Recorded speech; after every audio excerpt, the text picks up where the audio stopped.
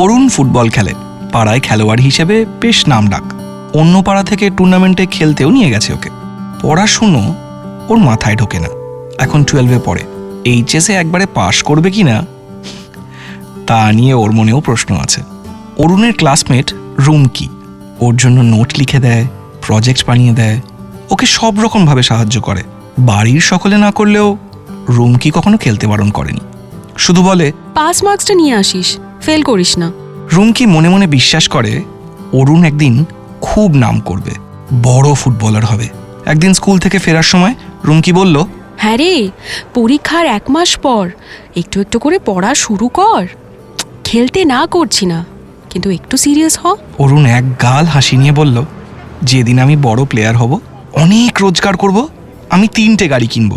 একটা বাবা মাকে দেব, একটা হেড স্যারকে দেব, আর লাল রঙের সবচেয়ে দামি গাড়িটা তোকে দেব। রুমকি বলল, ওই গানটা শুনিসনি? নীল রং ছিল ভীষণ প্রিয়, আমাকে তুই নীল রঙের গাড়ি দিস।